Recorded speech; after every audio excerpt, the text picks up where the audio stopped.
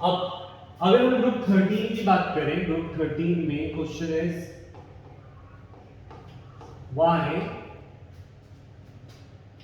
Y gallium, indium, thallium are more stable in +1 oxidation state, are more stable in +1 oxidation state. ये oxidation state होती क्या है और इसको मेन स्टेबिलिटी की बात क्यों आ रही है, ये क्वेश्चन भी समझते हैं।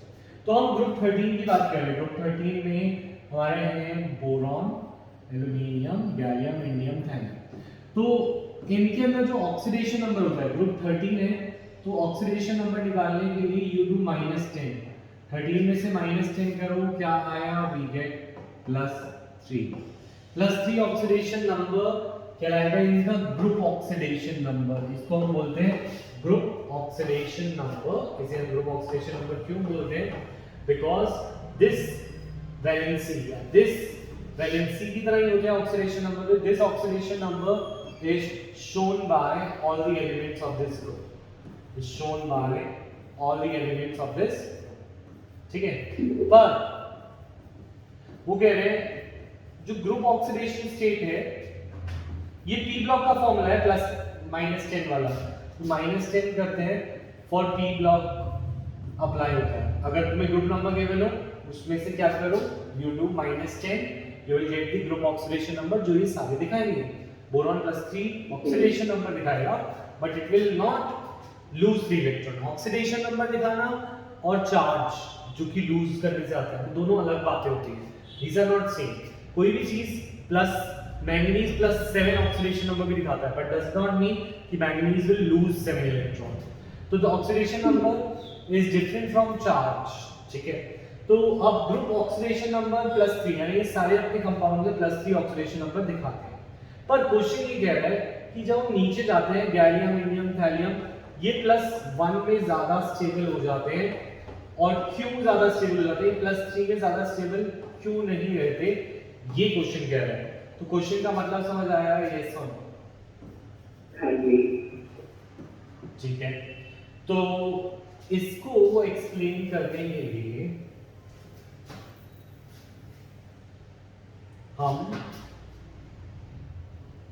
इस फिनोमेना को बोलते हैं इनर्ट पेयर इफेक्ट। इस फिनोमेना को हम क्या बोलते हैं?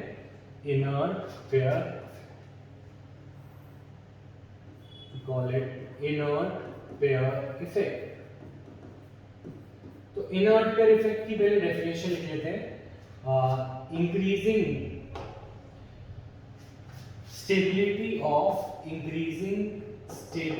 ऑफ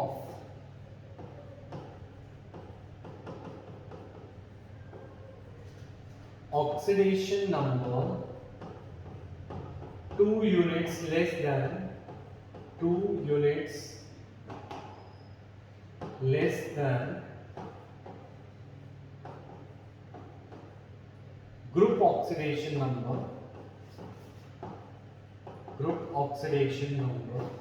हम क्या कह रहे हैं?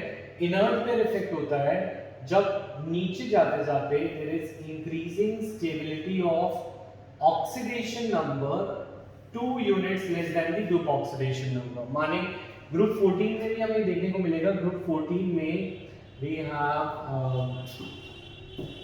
Carbon, silicon, germanium, tin, lead. तो इनका ग्रुप ऑक्सीडेशन नंबर कितना होगा, मुझे बता सकते हो? -11 +4 -5 +4। ठीक है, ग्रुप ऑक्सीडेशन नंबर के लिए वी हैव टू डू -10। ये कॉन्फ़िगरेशन नहीं है, कॉन्फ़िगरेशन के लिए -12 करते हैं। ठीक है, तो इनका ग्रुप ऑक्सीडेशन नंबर है +4। नीचे जाते जाते कौन सा स्टेबल होगा? 2 यूनिट कम। इस 4 से 2 यूनिट कम क्या होता है? 4 से 2 यूनिट कम, दैट इज +2। तो कार्बन, सिलिकॉन, ऐसा क्वेश्चन जो हमने गैलियम, इंडियम, थैलियम के लिए किया, it can also come for germanium, tin, lead. हम बोलेंगे जर्मेनियम, टिन, लेड जो है मोर स्टेबल है इन +2 दिस डजंट मीन कि वो +4 दिखाते नहीं है, पर +2 में ज्यादा स्टेबल है। अब क्वेश्चन आएगा क्यों, तो इसका रीजन हम देंगे इनर्ट पेरिफेर। अब हमें समझना है व्हाट इज इनर्ट पेरिफेर। यहां तक बात समझ में आई है? यस और नो? हाँ जी। तो देखते हैं कि ये +3 ग्रुप 13 वाले +3 दिखाते कैसे हैं। तो ग्रुप 13 में अगर हम बात करें बोरॉन की, तो बोरॉन की कॉन्फ़िगरेशन होती है 2s2 2p3, 1s2 2s2 2p3। आखिरी शेल को मैं बना रहा हूँ हीलियम के बाद, ये हीलियम के बाद इसकी कॉन्फ़िगरेशन है। हीलियम को ब्रैकेट में डाल देते हैं, ये कॉन्फ़िगरेशन है हीलियम की कॉन्फ़िगरेशन 1s2, इसकी 2s2 2p3। तो दैट मींस बोरॉन के पास एक 2s का डब्बा है, बोरॉन के पास एक 2s का डब्बा है और उसके पास एक 2p का डब्बा है। 2p में एक्चुअली 3 डब्बे होते हैं, 2p के अंदर 3 ऑर्बिटल होते हैं। तो 2s के अंदर इसके पास 2 इलेक्ट्रॉन है, 1 2, और 2p में इसके पास 3 इलेक्ट्रॉन है, 2s2 2p, सॉरी 2p1 है कॉन्फ़िगरेशन इसकी, 2s2 2p1, क्योंकि कॉन्फ़िगरेशन निकालने के लिए यू डू -12 फॉर कॉन्फ़िगरेशन, ठीक है। तो इसकी कॉन्फ़िगरेशन है 2s2 2p1। तो अब इसके अंदर 2s2 2p1 में से जो 2p है, 2s के 2 इलेक्ट्रॉन निकल जाते हैं और 2p का 1, तो टोटल कितने इलेक्ट्रॉन यहाँ पे इससे दूर हो सकते हैं, लूज नहीं दूर हो सकते हैं, वो है 3। तो इसका ऑक्सीडेशन नंबर हो जाएगा +3। जब कोई इलेक्ट्रॉन किसी से दूर हो जाए, दूसरे के पास चला जाए, इलेक्ट्रोनेगेटिव के पास चला जाए, लूज ना हो, शेयरिंग में भी वो पास और दूर रहते हैं पोलैरिटी में, क्योंकि जो इलेक्ट्रोनेगेटिव होते हैं फोन, वो इलेक्ट्रॉन को खींच के रखते हैं। अगर ये बोरॉन फ्लोरीन ऑक्सीजन या नाइट्रोजन के साथ है, तो इसके 3 इलेक्ट्रॉन इसके ऑर्बिटल से दूर हो जाएंगे। तो दिस मींस कि ये ऑक्सीडेशन नंबर दिखाएगा of +3। Again I am repeating, this doesn't mean कि उसने 3 इलेक्ट्रॉन लूज किए हैं, क्योंकि बोरॉन आसानी से लूज करता नहीं है। दिस मींस कि उसके इलेक्ट्रॉन उससे दूर हो गए और बोरॉन 3 इलेक्ट्रॉन किसी और के पास है, ठीक है। अब हम नीचे आते हैं, हमें पता है कॉन्फ़िगरेशन कैसे करते हैं, बोरॉन से ग्रुप वाइज कॉन्फ़िगरेशन मैंने सिखाई हुई है। तो बोरॉन कॉन्फ़िगरेशन तुम बताओगे अब मुझे, बोरॉन के बाद बिना देखे, ठीक है, कोशिश करोगे बिना देखे। तो बोरॉन के बाद लिया एल्यूमिनियम, एल्यूमिनियम के बाद लिया गैलियम, लिया इंडियम, ठीक है। अब कॉन्फ़िगरेशन करते हैं, तो इसकी कॉन्फ़िगरेशन होगी 3s2 3p 3s2 3p1, ठीक है। कैसे चेक करेंगे, 3 में से 2 माइनस करेंगे तो f चेक करेंगे, 1f तो एग्जिस्ट करता नहीं तो नहीं लिखा, 3 में से 1 माइनस करेंगे 1 तो 2d भी एग्जिस्ट नहीं करता। नेक्स्ट केस में 3s2 and 2p 2d 4s2 sorry 4s2 4p1, बीच में 4 माइनस 1 3d एग्जिस्ट करता है, तो 3d 10। Then we have 5s2 5p1, और बीच में 4s के बाद 3d फिल होता है, तो 5s के बाद क्या फिल होगा 4d 6s2 6p1, बीच में आएगा 2 कम है, 6 में से 2 कम 4f एग्जिस्ट कर जाता है, 5 14 and 5 ठीक है। 10। तो हम यहाँ पे देख रहे हैं कि D और F जो है वो हमारा पहली बार आता है गैलियम में, और ये 4d में भी है, और ये 4f यहाँ पे भी है, और ये 5d भी है, और ये D और F जाने जाते हैं फॉर पुअर शील्डिंग इफेक्ट। किसकी लिए जाने जाते हैं, पुअर शील्डिंग इफेक्ट दिखाने के लिए ये जाने जाते हैं। अगर ये पुअर शील्डिंग के लिए जाने जाते हैं, पुअर शील्डिंग का मतलब ये होता है कि जैसे सपोज हम बात करें यहाँ पे न्यूक्लियस था, तो न्यूक्लियस के लिए ये वैलेंस इलेक्ट्रॉन थे, न्यूक्लियस ये है, वैलेंस इलेक्ट्रॉन कौन थे 2s के इलेक्ट्रॉन और 2p के इलेक्ट्रॉन, तो इनको जो अट्रैक्ट कर रखा है this is called effective nuclear charge. What is effective nuclear charge, जो नेट अट्रैक्शन किस पे लग रही है, वैलेंस इलेक्ट्रॉन पे, यस और no. Effective nuclear charge is the net attraction that the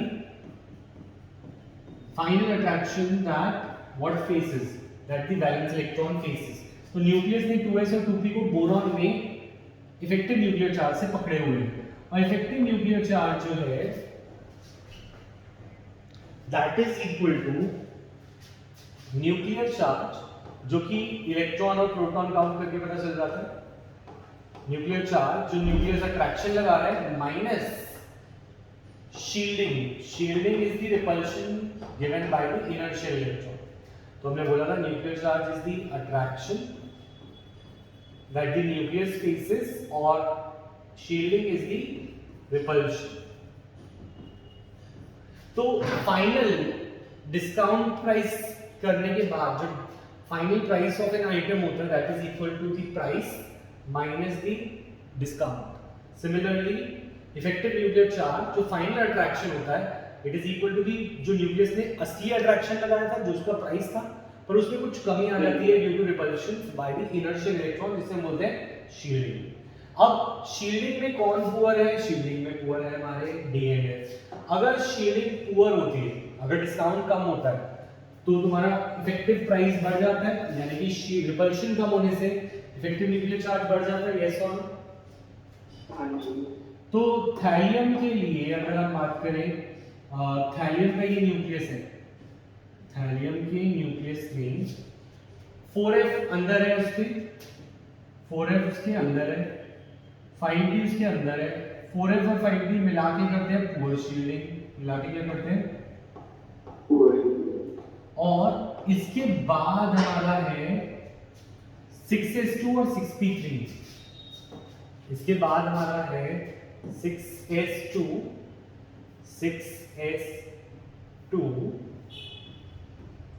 और 6p3।